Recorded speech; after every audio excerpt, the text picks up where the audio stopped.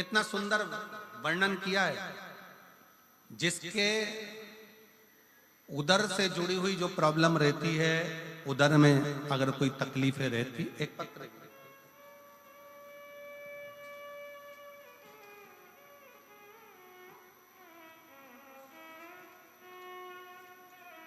पहले समझ लें उसको।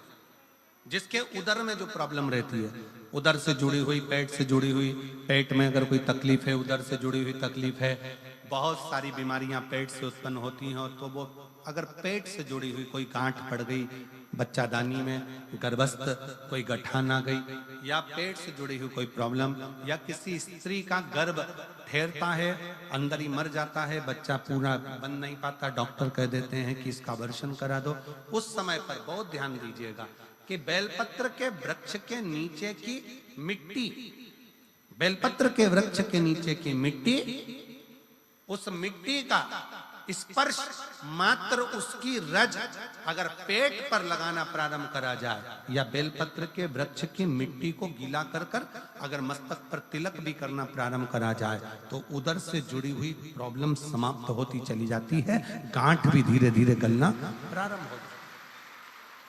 पत्र का स्मरण करेंगे।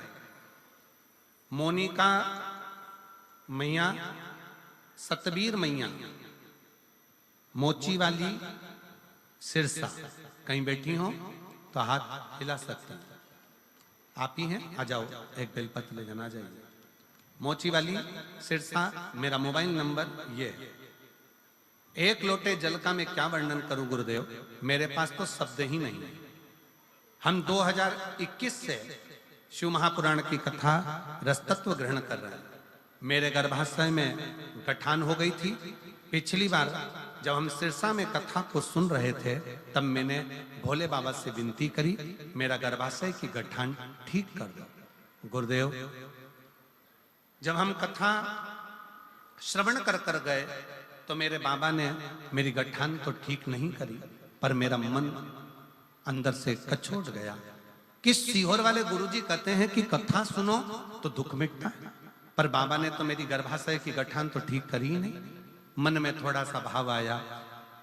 जब मन में सोच रही थी, तभी मेरे रिश्तेदार ने कहा कि वो सीहोर वाला महाराज कहता है कि हिम्मत मत हारना, वो कहता है कि आज नहीं हुआ तो कल देगा। तब हमारी वो गर्भाशय की गठान की जांच कराई तो 7.8 और 5.8 सेंटीमीटर की वो गठान थी। मन में आया, डॉक्टर ने कह दिया कि 8 दिन के अंदर ऑपरेशन कराना है। वापिस मन में आया कि एक बार फिर पुनः शिव महापुराण की कथा सुनी जाए। मैंने टीवी के सामने आसन लगाया, आसन लगा के फिर मन से कथा सुनी, और कथा सुनने के बाद शंकर जी पे एक बेलपत्र चढ़ाना, जल चढ़ाना, उसको पीना प्रारंभ करना। ऑपरेशन के लिए हम 8 दिन बाद डॉक्टर के पास पहुंचे। 8 दिन बाद जब ऑपरेशन के लिए पहुंचे, डॉक्टर ने पहले सोनोग्राफी करी। सोनोग्राफी करी तो डॉक्टर 18/9/2024 को कहता है कि आपकी गठान जो 7.8 की थी वो 1.7 पर आ गई है, 1.7 पर आ गई है। इसलिए आप ऑपरेशन मत कराओ, पर यह बताओ कि तुमने कौन सी दवाई खाई। हमने उसको कहा कि हमने बेलपत्री और शिव का चढ़ा हुआ जल पिया है। डॉक्टर खुद आश्चर्य में भर गया, अब ये क्या होगा। सिरसा में आपकी दूसरी कथा हो रही है, जिसको सुनने के लिए मैं पंडाल में बैठी हूँ। मैंने बाबा से प्रार्थना करी। जब आपने माइक पे बोला कि सिरसा में कथा है, मैं बाबा से रोज प्रार्थना करती थी, बाबा मेरा ऑपरेशन मत होने देना, कुछ भी हो, मैं सिरसा की जो कथा होगी ना बाबा पूरी सुनूंगी, बस एक कृपा कर दे, मेरे गर्भाशय की गठान समाप्त कर दे।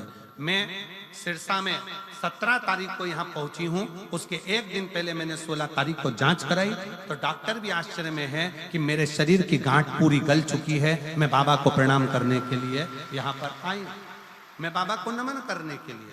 शिव तत्व हम फिर निवेदन करेंगे, डॉक्टर शंकर का एक रूप है। डॉक्टर जो दवाई दे उसको पाओ, उसको खाओ। डॉक्टर बोले जांच कराओ, जांच कराओ, पर साथ में शंकर का किया हुआ भरोसा दड़ी बनाओ। शिव तत्व को दड़ी बनाई, शंकर के भरोसे को दड़ी बनाई। शिव का भरोसा दड़ी होना चाहिए।